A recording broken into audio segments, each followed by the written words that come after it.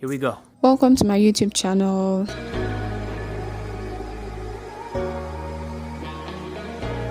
Thank you so much for the subscriptions. Thank you for the comments, the likes, the shares. I am so grateful.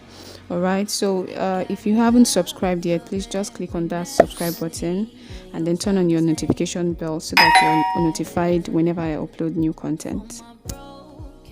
On this channel, I talk about faith, lifestyle, relationships, and sometimes I make reaction videos on trending topics in the society, on posts, on social media, and all of that. So today we'll be talking about relationships. So last week I shared this question with you guys as well as the comments people gave, and then I went on to pick out some points from some of those comments. Okay, so today I'm just going to continue from where I stopped. If you haven't watched the first part of this video, I'll put the link to that first part of the video in the description box below. So just look for it, watch it, and then you can come back here so you can follow up on whatever we've been doing from last week. All right, so let's jump in. I noticed that somebody said he apologized. From that question, the man didn't apologize. So he did not apologize. He only admitted, he owned up to it that yes, I did it. He did not apologize. Now, one thing I believe is that our response to our wrong, when somebody points out our faults to us, our response at that time matters a lot. It shows if we are remorseful. It shows if we are repentant. Even God, when we plead before God, God looks out for our attitude at that time. Are we really broken? Are we really sorry for what we have done? Or we are just going to look for points to support whatever it is we have done? Many people do that. When they are wrong, they don't own up that they are wrong. Or even when they do, they make you feel like, well, it has happened. There's no remorse, there's no brokenness. And most men are like this. When they are apologizing for their wrong, they still want to retain their ego that I'm the man. No. As far as you have owned up, yes, that's a good step, but it doesn't start and end there. You have to apologize for your wrong. Okay? You have to make this other person know that indeed I have hurt you. If the man can go on his knees, after all, you knelt down to propose to this woman, you can go down on your knees and beg her to forgive you. It tells her that you are really sorry for what you have done. So a pleading for mercy, for forgiveness is not something you do with your agbada on your body. It's not something you do with your ego still intact. And this is where a lot of men, women do it too, but mostly men, a lot of men do this. The way they apologize, they're still wearing that cap of, I'm the man of the house, I'm the man of the house. No. When it's time to apologize, please remove the man of the house cap. Keep it somewhere, please, sir. Please, sir, just keep it somewhere, yes. And go down on your knees and apologize. Depending on the gravity of whatever has happened, this is something that is hurtful, okay? You've betrayed somebody's trust. Trust is like, I read it somewhere, trust is like a piece of paper. When you squeeze it and you're trying to straighten it back, it doesn't look like a fresh piece of paper that has never been squeezed. All right, it's going to take a while for this person to learn to trust you again. It's going to take the grace of God for this person to trust you with all their hearts again. So you don't apologize and your ego is still intact. You're still looking good. Your makeup is still on fleek. Cry, beg, go on your knees. Assume the posture of I am sorry for what I've done. Even God looks out for that. The people of Nineveh, the Bible said when Jonah went there, these people put ashes on their head, tore their clothes. They cried to God, and God looked down and saw that, and he revoked whatever, he said he was going to do to those people. So if God is like that, how much more human beings? So it's important to apologize. You don't just admit that, yes, I did wrong. Apologize for your mistake and let your body language, let your posture, show it that you are really sorry. All right, so I know I said lastly, but I cannot help but think of one more point that I still noticed in those comments. There were some people that were, the woman should save her marriage, save her marriage. It is good to save your marriage, okay? It is good to invest in your marriage. It is good that you have the mindset that, I want to make my marriage work. But this save your marriage thing, we have to approach it with the right mentality.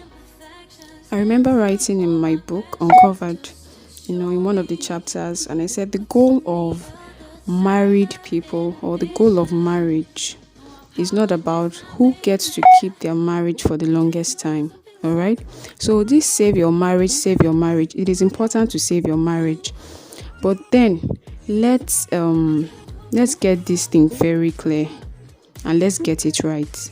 A person being in marriage, or their marriage has been going on for 50 years, it doesn't automatically interpret that they are happy in that marriage.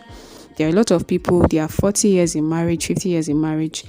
From the outside, we're looking at it like, wow, they are doing all they can to save their marriage. They are doing all they can to make their marriage work. Sometimes they are in that marriage for that long, but they are not happy. All right, they are just there because they want to make it work. It is important to make it work, but at the same time, you have to be happy in your marriage. So I saw some comments that were like, this woman wants to scatter her home. This woman wants to scatter her family. This woman wants to lose her marriage. Well, yes, she needs to forgive. We all know that she has to forgive. But like we said, being the focus that you're going to forgive, it doesn't just blind your eyes to the reality of things that are on ground. So it is important that we get people to get the right mentality about saving their marriage, okay? So it is not about dying that marriage. I remember I heard a story of a woman that was always physically abused, but she had to save her marriage, She had to be there for her children. She had to be there. And nobody knew she was being physically abused until one day her husband threw her from the balcony and she fell down. From, I think it was a 2-story building. It's been long. I can't even remember the whole details of the story. And this woman died. That was when people knew that, all along she had not been enjoying her marriage. So let's not make women, it's especially in this part of the world. We just believe that, you are married. It's not going well, die inside the marriage because you must save your marriage. You must remain married and all of that. I'm not encouraging divorce, but I'm saying don't be so bent on saving your marriage that you blind your eyes towards the reality of the things that are happening, Yes, save your marriage, make your marriage work, but we cannot deny the fact that there is an issue at hand that needs to be resolved. So it's not about keep quiet though, you're going to destroy your marriage, you're going to lose your marriage, just take everything easy, move on. No, if you need to vocalize your pain, do so. All right, the marriage that works is not where you are silent, it's where you vocalize your hurt and then you apologize and move on. So with all of that being said, I just want to say this. The man mentioned that I didn't think it was important to tell you, one, because we're not yet married. We've dealt with that. Whether you're married to the person or not, as long as you're in a relationship with the person, faithfulness begins from the relationship. So he should have told her at that point. It's now left for her to say, okay, I'm willing to continue with you irrespective of this thing that has happened. But to keep it away from the person and then you get married to the person, you still keep it together and say because you have prayed, God has forgiven you. No, that is not an excuse. That is not an excuse. Yes, you have prayed, God has forgiven you, but you also need to confess your faults one to another. That's what the scriptures say. You have to confess and open up because you have not just sinned against God, you have sinned against your partner. All right? When you take your marriage vows, they tell you that your body is no longer yours. The other person's body is not also theirs. Your bodies now belong to each other. So if you're using your bodies for something else, the other person, the owner, should be aware. All right? So you have not just sinned against God. It's not only God's forgiveness that you need. You also need your spouse's forgiveness. Okay?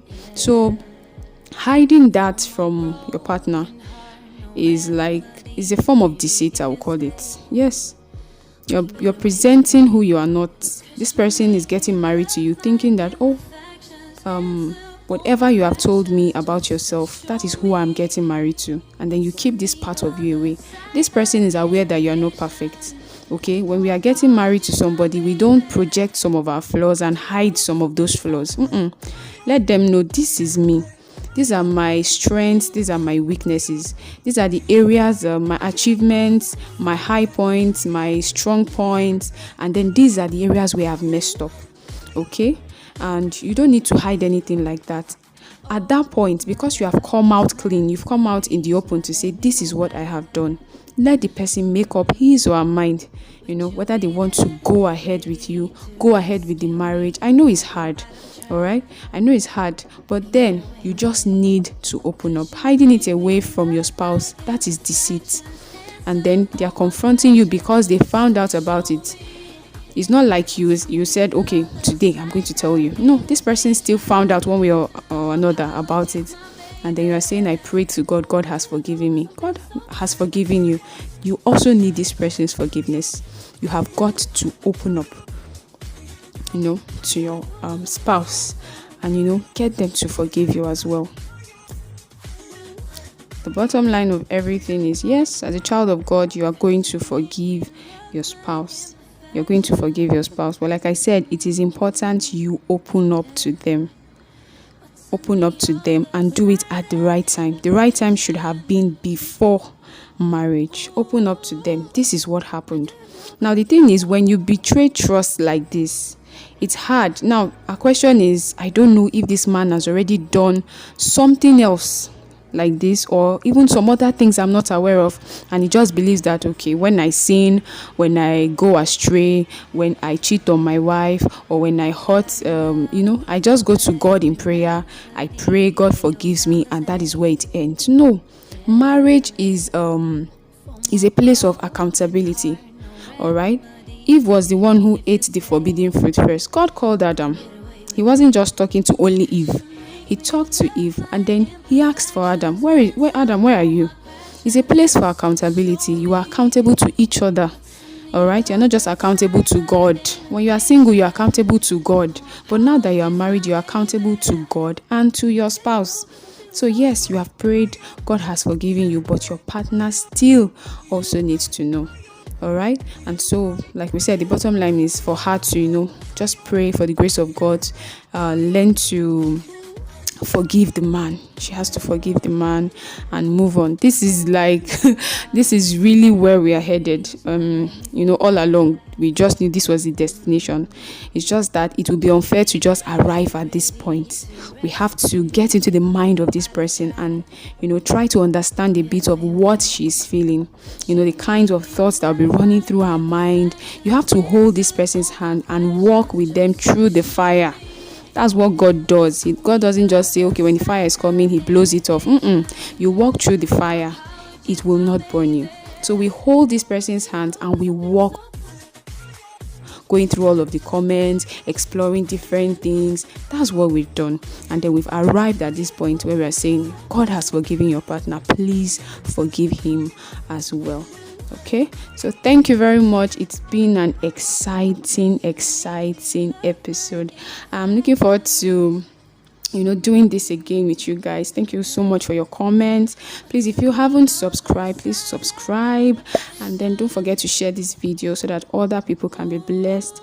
And then if you have questions like this, you want to send in questions about your faith, about your relationship, you can just you can follow me on Instagram, on Facebook, and all of that. Or send me an email. I'll leave my email in the description box. You can send me an email, and then we can do this about that question that's bothering you. And then I believe you will be better. All right? So, see you again, guys. Thank you so much. Bye.